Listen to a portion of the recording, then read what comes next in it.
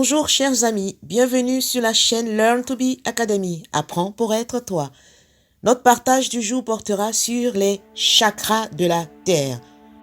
Dans notre vidéo précédente, nous avons parlé des chakras, des 7 chakras majeurs qui sont sur l'homme, ainsi que les 7 lois universelles qui sont reliées à ces 7 chakras majeurs qui sont dans la colonne vertébrale de l'être humain. Aujourd'hui, nous allons parler des chakras de la Terre, parce que de même que l'homme a des chakras sur son corps, dans son être, la Terre aussi a des chakras. Nous sommes des terres en miniature. Donc, tout ce que nous avons sur nous, cela se retrouve aussi sur la planète Terre. Et c'est ce que nous allons essayer de voir. Quel est le rôle et l'importance des pyramides sur la Terre? Pourquoi ces pyramides ont été construites sur la Terre? Quel est l'impact des constellations sur la Terre? Et comment certaines de ces constellations sont alignées par rapport à la planète Terre? C'est ce que nous allons essayer de partager ensemble dans cette vidéo. Alors je vous prie de rester à l'écoute et de prendre note si vous le voulez. Les pyramides que nous avons sur la Terre représentent une technologie ancienne de la planète Terre, mais aussi de beaucoup d'autres planètes qui font partie de la Confédération. Il y a une confédération planétaire. Et cette confédération est le rassemblement de nombreuses espèces des autres planètes. Et ces espèces ont inventé des principes communs afin de travailler ensemble pour atteindre l'illumination, pour atteindre la 9e dimension. Et chacune de ces espèces utilise ses propres outils pour atteindre l'illumination. Dans notre galaxie, la Voie lactée, la constellation de Sirius a été pendant un certain temps la capitale de cette confédération. L'étoile de Sirius était la planète qui renfermait la conscience de la confédération pour assurer l'évolution des planètes. Et toutes les planètes de notre galaxie, la Voie lactée, étaient régies par les lois de Sirius. Nous parlerons un peu plus tard de cette constellation. Les structures des pyramides ont été construites donc sur de nombreuses planètes parce que les pyramides étaient un moyen d'accéder à la 9e dimension. 9e dimension qu'on appelle la dimension du néant ou la dimension de Dieu. Et les pyramides sont en fait des sphères. On a tendance à voir les pyramides comme des triangles, mais en fait ce sont des sphères et dans ces sphères il y a plusieurs triangles. Ces triangles ont plusieurs faces, 4, 5, 6, et la face qu'on perçoit dépend de la dimension à laquelle on veut accéder. On voit la pointe des pyramides qui se dirige vers le ciel, mais en fait elle ne se dirige pas vers le ciel, elle se dirige plutôt vers le centre de la terre, dans l'obscurité des salles, pour qu'on puisse s'intérioriser dans ces endroits-là et retrouver l'intensité de chaque dimension au centre de la pyramide. En construisant les pyramides, en fait, le but, c'était de retrouver les informations de toutes les lignes spatio-temporelles du réseau des planètes au centre des pyramides. Les pyramides sont comme un ordinateur où on télécharge des programmes à l'intérieur. Et le but des pyramides, c'était de télécharger des informations depuis les autres espaces, depuis les autres dimensions. Et la seule manière de conserver ces informations dans le plan physique, c'était de les conserver dans de l'eau ou dans le sang. Donc l'eau et le sang représentent la même réalité. L'eau est le seul élément qui peut changer de forme, de vibration en fonction des informations qu'elle reçoit. C'est pourquoi les archéologues dans leurs recherches dans les pyramides ont toujours trouvé de l'eau au centre, au fond, dans les sous-sols des pyramides. Cela avait un but, c'était de capter les informations et les conserver. C'est ainsi que les pyramides du monde entier représentent une sorte de grand réseau d'ordinateurs qui téléchargent les informations de toutes les dimensions afin que les humains puissent disposer de ces informations pour leur propre évolution physique, émotionnelle et spirituelle. Toutes les pyramides du monde sont alignées et sont accessibles depuis différentes constellations. La plupart de ces pyramides sont en Chine, en Égypte, au Pérou, c'est-à-dire en Asie, en Afrique, en Amérique. Et quand on regarde ces pyramides depuis là-haut, les constellations des portails des Pléiades, d'Orion et de Sirius. Au centre de la Terre, on a les portails, les 3 étoiles de portail d'Orion. À gauche de la Terre, on a les étoiles de Sirius. Et à droite, on a les étoiles des Pléiades. Et en calquant les structures de ces constellations sur la Terre, on tombe pile et poil sur les pyramides de Chine, en Asie, qui sont alignées avec les constellations des Pléiades. Au centre, on tombe sur les pyramides d'Égypte, qui sont alignées en Afrique avec les constellations d'Orion. Et au Pérou, en Amérique latine, on a les constellations de Sirius qui sont alignées avec les pyramides du Pérou. Donc la planète Terre, la planète entière, fait écho avec la fréquence des plus grands portails de l'univers. On a les pyramides de Chine qui donnent accès aux Pléiades. On a les pyramides d'Égypte qui donnent accès à la constellation d'Orion et les pyramides du Pérou en Amérique latine qui donnent accès à la constellation de Sirius. Et pourquoi donc ces pyramides se sont alignées? Pourquoi ces constellations sont en rapport avec ces pyramides?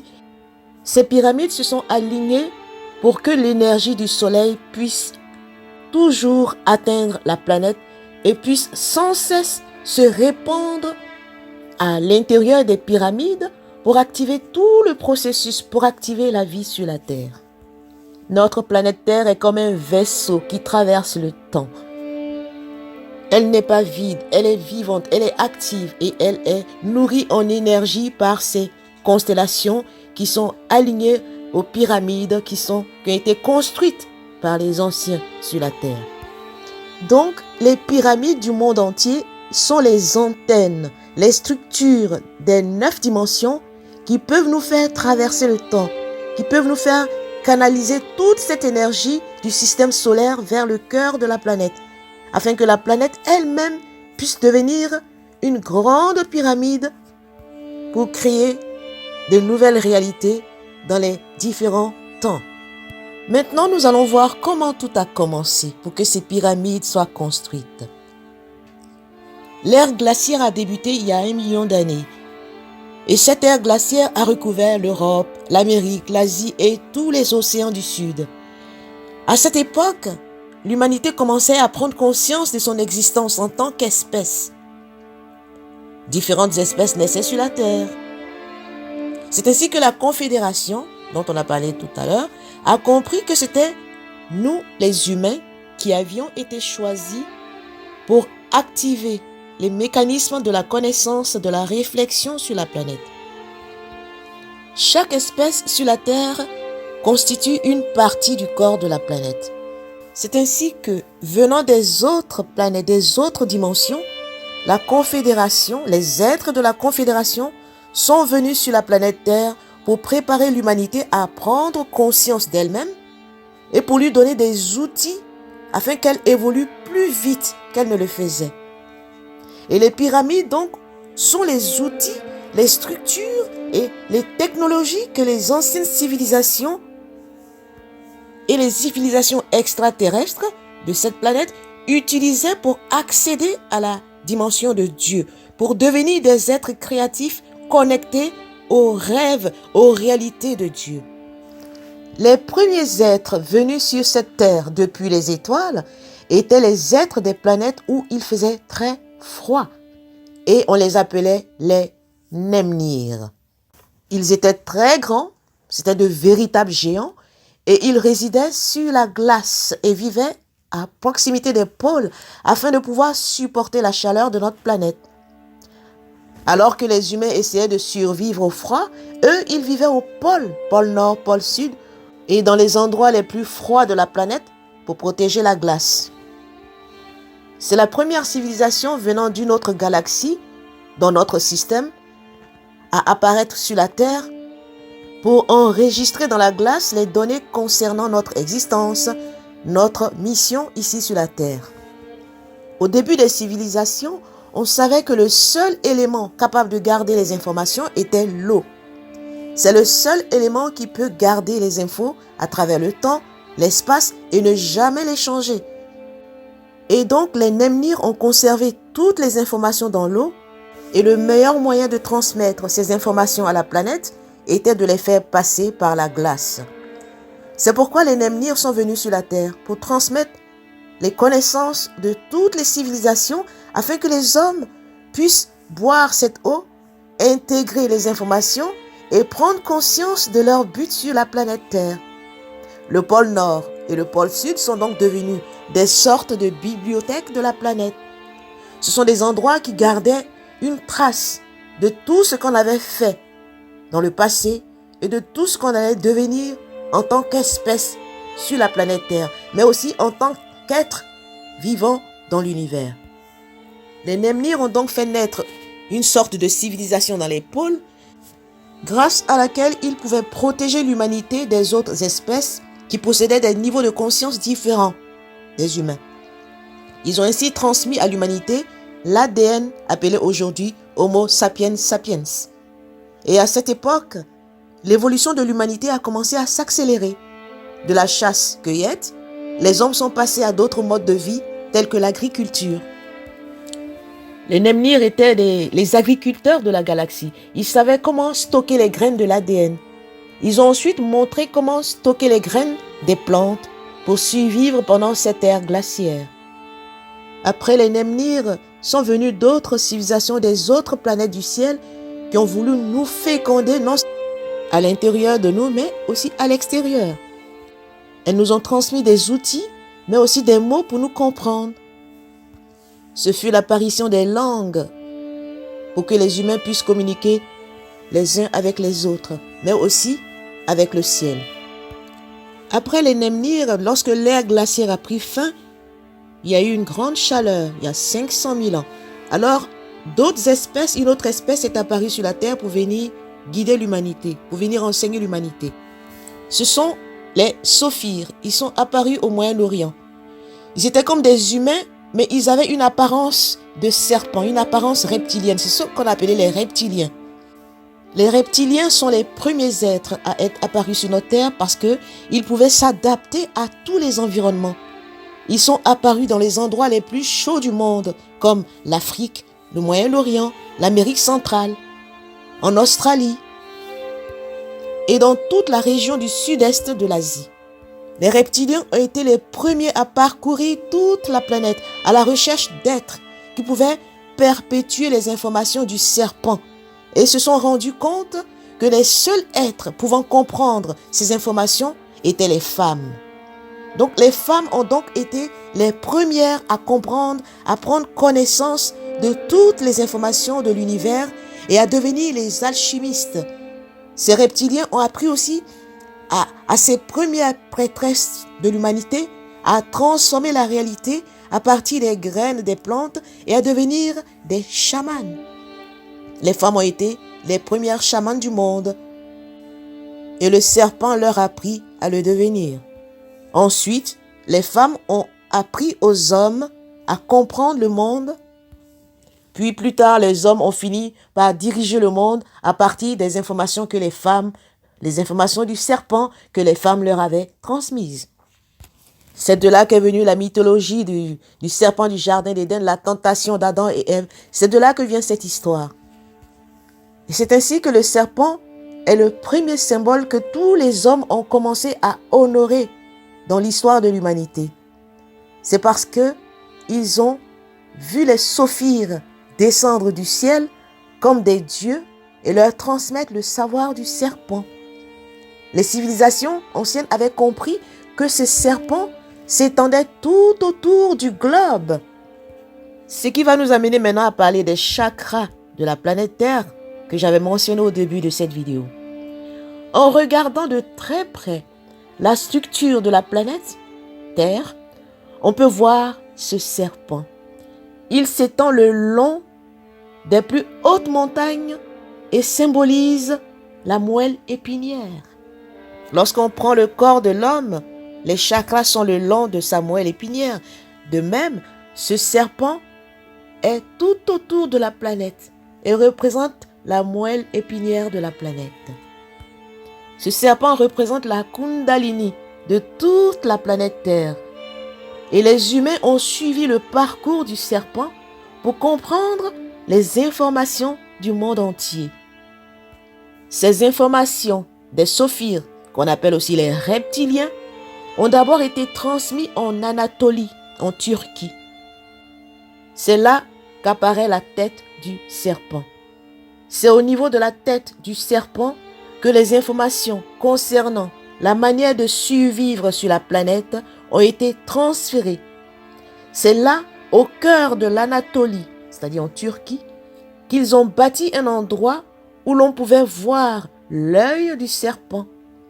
Et c'est au centre de l'Anatolie que l'on pouvait se rendre pour voir cet œil et pouvoir se connecter à toutes les informations de la planète.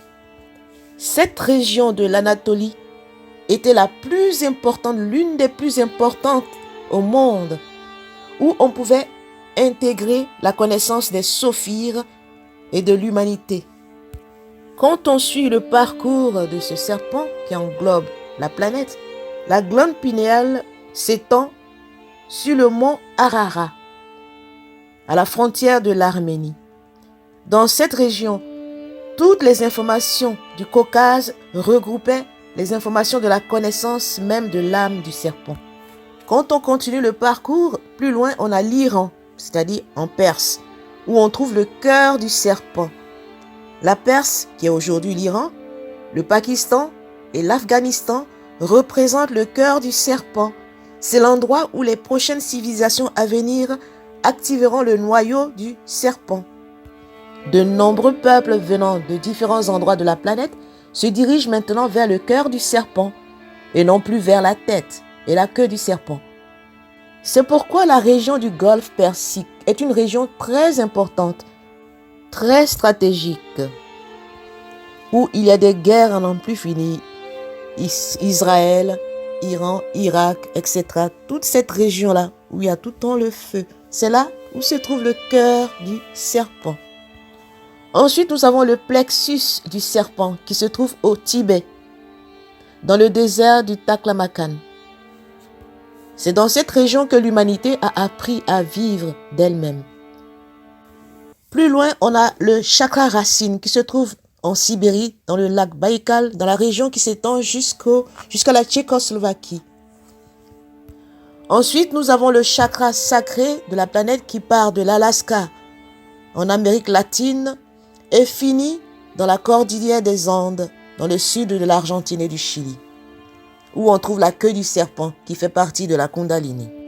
Donc pour résumer ces chakras de la Terre, on a la tête du serpent qui se trouve en Anatolie, c'est-à-dire en Turquie, exactement où se trouve l'œil du serpent. Ensuite, on a la glande pinéale qui est en Arménie, le cœur du serpent qui se trouve en Perse, Perse qui regroupe l'Iran, le Pakistan, l'Afghanistan, c'est tout le golfe Persique. Ensuite, le plexus du serpent qui se trouve au Tibet, l'ancien désert du Taklamakan, et qui va jusqu'en Sibérie, lac Baïkal. Ensuite, le chakra sacré qui se trouve en Russie, et le chakra racine qui part de l'Alaska en Amérique latine et finit la queue du serpent. Donc, tout ce serpent qui traverse la planète et l'entoure est la ceinture de feu de la planète qui relie les plus hautes montagnes où les informations des reptiliens, aussi appelés sophirs, ont été transmises à toutes les civilisations. Et c'est depuis ces endroits que les humains ont pu comprendre les informations pour comprendre comment intégrer la réalité dans laquelle nous vivons. Cette vidéo a été inspirée des révélations de Mathias de Stefano qui s'est souvenu de ses vies antérieures depuis des milliers d'années. Une vraie mine d'or pour l'humanité. Dans notre prochaine vidéo, nous approfondirons un peu plus ce sujet et parlerons des différentes civilisations extraterrestres qui ont impacté notre humanité et qui nous ont aidés à trouver notre chemin vers le divin. Restez bénis et à très bientôt.